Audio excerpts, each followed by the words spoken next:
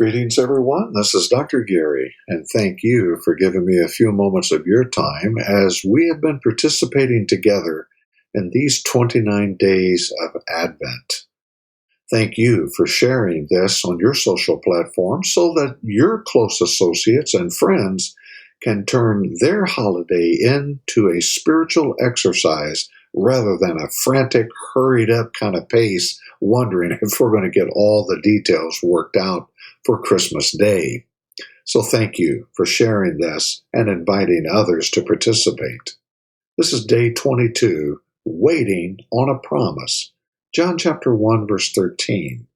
But the angel said to him, "Do not be afraid, Zechariah, for your prayer has been heard, and your wife Elizabeth will bear you a son, and you shall call his name John." The Old Testament concludes with a promise of one who would reconcile the hearts of the fathers to their children.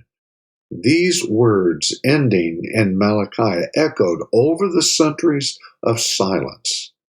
In the period between the Old and the New Testaments, God was setting the stage for the coming of the Prince of Peace. There is a time for everything, and Luke 1 is an intricate tapestry of divine appointment. The setting was an appointed time in history.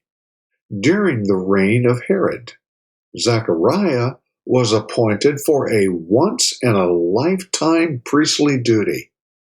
Elizabeth's long years of infertility were an appointed impossible situation that set up this miraculous conception of John the Baptist. The couple's priestly lineage was an appointed heritage for raising up an appointed son. Gabriel was the appointed messenger to announce God's appointed purpose for John the Baptist. When we are introduced to this couple in the biblical narrative, they are now very old and yet continue to walk with God. This faithfulness deserves our commendation rather than our criticism of Zechariah's moment of unbelief. Stop for just a moment to consider how this aged man had grown so familiar with disappointment.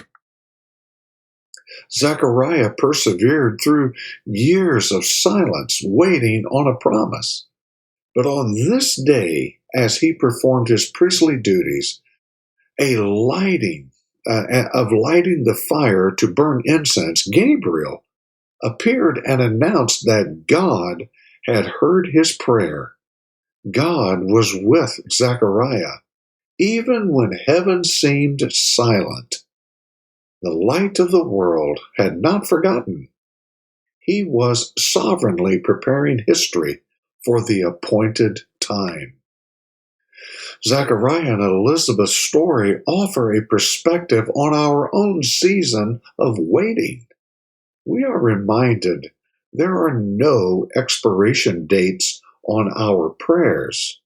The faithfulness of this couple unfolded into a life-giving season of joy as God's promise came to fulfillment through their child, the forerunner of Jesus Christ, the Messiah. Well, as you prepare for your journal entry today, ponder the scriptures in Luke chapter 1, verse 5 through 25, and respond to these questions, because these questions are really substantive and they're very deep in provoking reflection before we write.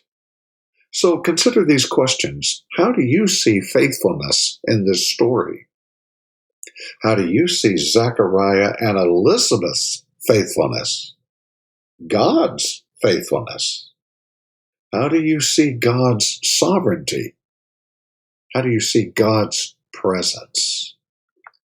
Well, thank you for giving me a few moments of your time on this devotional journey.